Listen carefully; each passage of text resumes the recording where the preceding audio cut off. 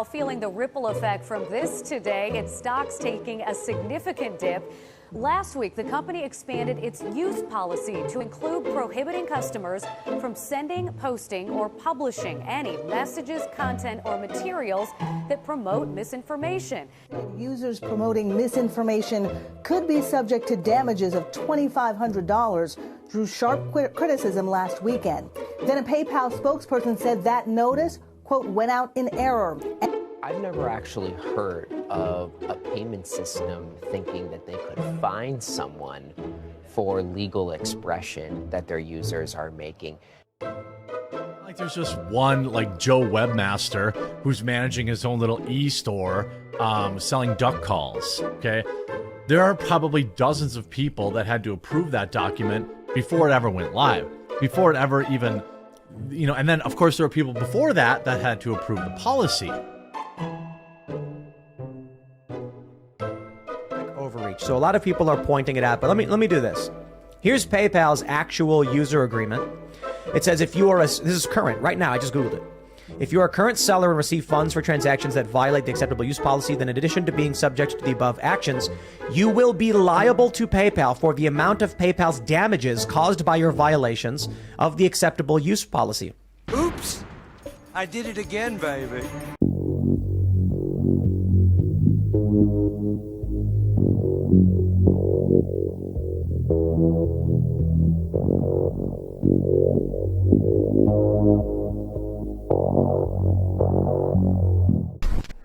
Wow, the major balls on PayPal. I'm telling you, folks, the exodus is going to continue. These guys don't know the damage they're doing to their own company. Listen, those of you who have money invested in PayPal, as far as if you're an investor, I think it's time that you take these guys to task and ask the questions. What the fuck is going on there? You need to start questioning them, finding out what are you trying to do, because basically you're pissing off your customers. PayPal, you are not an arbiter of what is misinformation. It's not your job to do that. But before we start, don't forget to hit that like, subscribe, share. Thank you for those who've been tuning in. Thank you for those who have subscribed, like, and share. We're just about hitting 600. Thank you again for those who have been there for us. We've been doing very well with the content that we've been putting out to our subscribers and viewers on all of our social media platforms. So we've discussed before about the PayPal situation, that they tried to sneak into their terms of service a $2,500 penalty for those giving misinformation out. Basically, they got caught on it, and basically there was an exodus of a lot of people canceling their accounts. Now, they apologized and withdrew the situation, but it looks like they're putting it right back in. We got this off the Grit Daily. Following the PR crisis, PayPal again updates the TOS, hoping you would notice. As far as PR crises go, PayPal has gotten itself into quite a predicament. As of October 8th, the company updated its terms of service agreement to include a clause enabling it to withdraw $2,500 from users' bank accounts for simply posting anything that the company deems as misinformation or offensive. Unsurprising, the backlash was instant and massive. Who would have guessed that consumers don't want to a company trying to police their speech by threatening to drain their bank accounts for saying something the company doesn't like?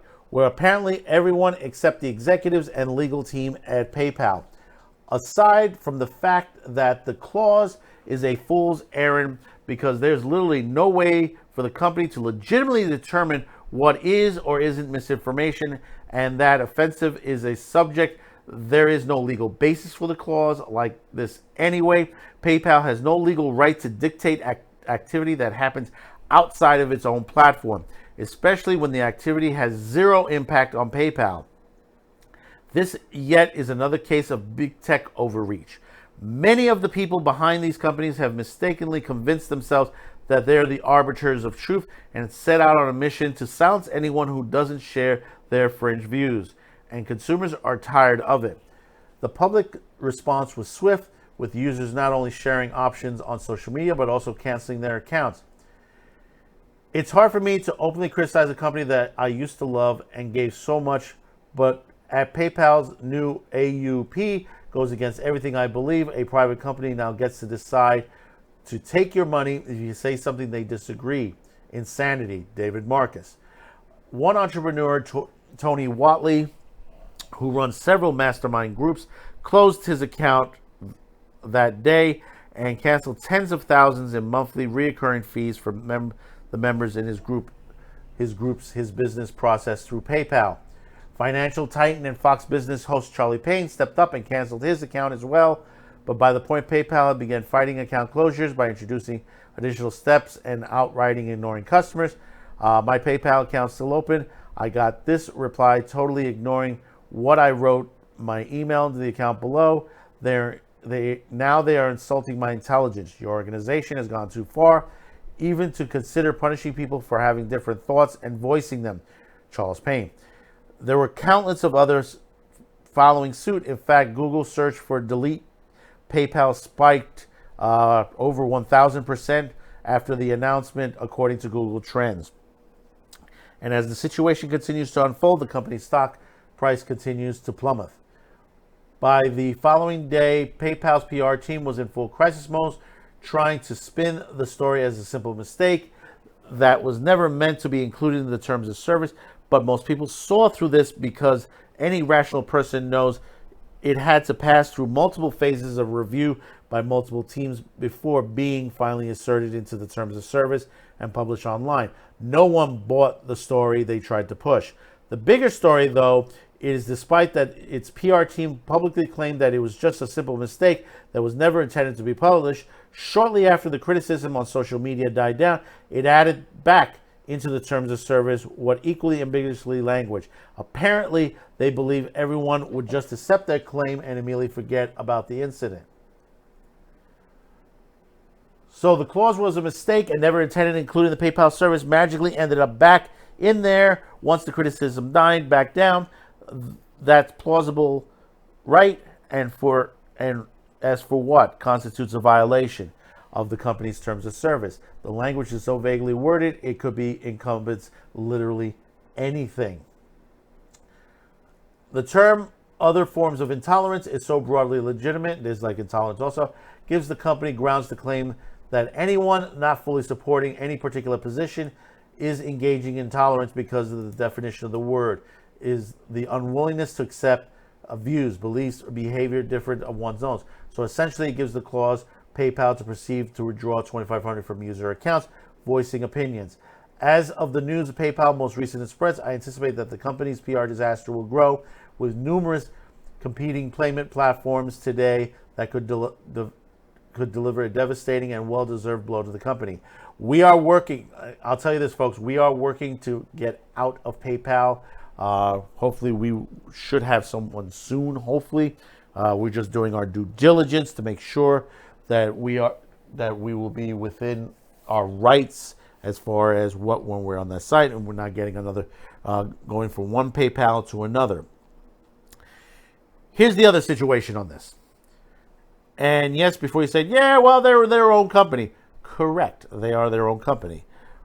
But here's where the line draws between you're a private company and violating consumer law. What PayPal is doing is violating consumer rules.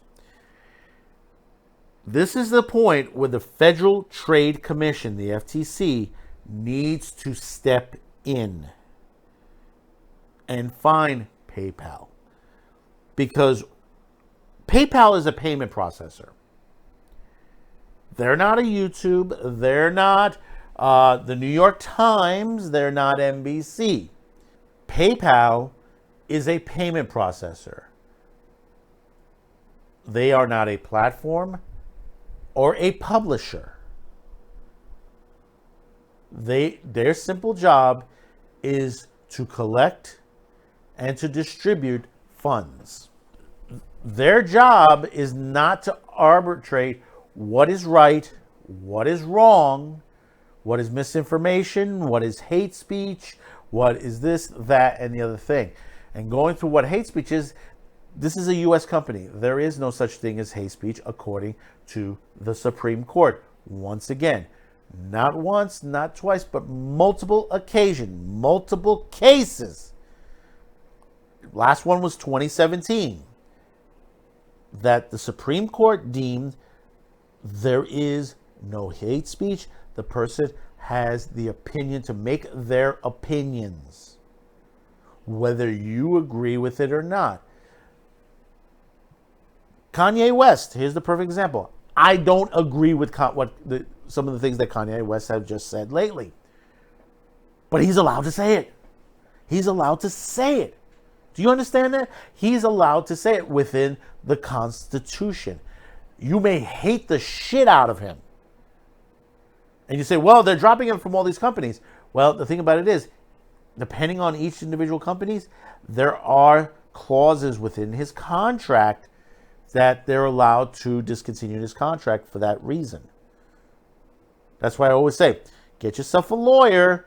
If you're dealing with a company that you're selling your product, you're making a movie, situation on that, get yourself a lawyer to read that contract from stem to stern to make sure that you are within your rights, what you say, you're not violating their rules, and they don't throw these clauses into there.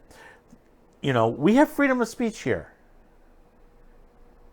And the thing about it is, the last couple of years, you've had a small, minute group, and especially on the opposite end of the aisles, you know, and these are not the real true Democrats. These are far left radicals that just literally believe in socialism. This is socialism. You know, when you have put to the point where I disagree with this person, he should have nothing to say about it. He has to agree with me. No, that's not how it works. That's not how you learn things. Our founders put that freedom of speech in the Constitution for a goddamn reason. For this reason. What they thought about it years ago? No. They knew ahead.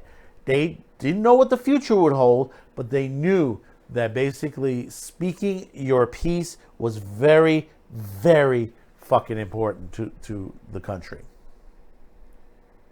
There are places, if you speak against the government, if you speak against rules and regulations, you've seen this in Iran. Perfect example in Iran. This whole thing with the women, the woman that she took off her burqa, she didn't want to wear it, and they killed her. Plain and simple.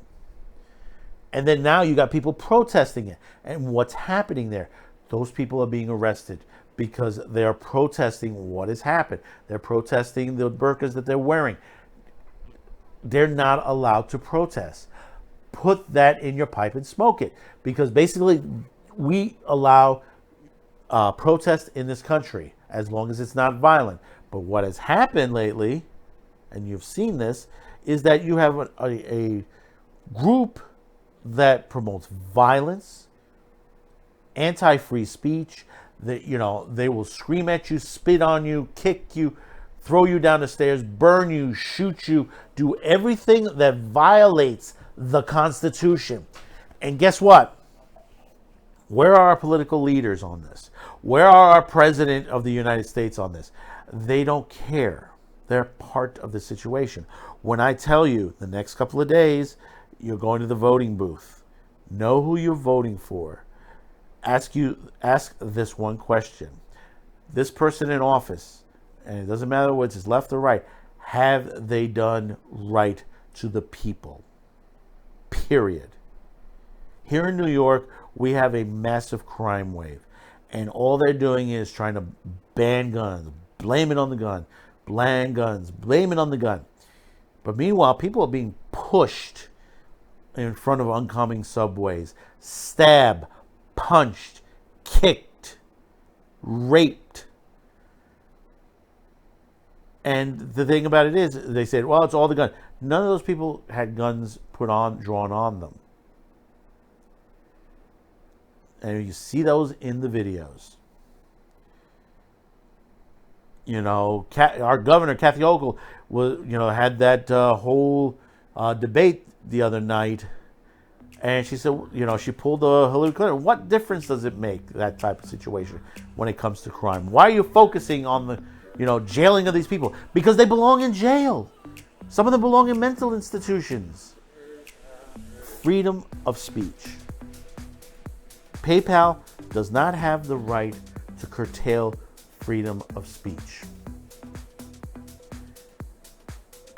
This is to the point where that's going to put them out of business. It's going to put them out of business. So let me know in the comments below how you feel about this. Don't forget to hit that like, subscribe, share. Thank you for tuning in, and bye-bye now.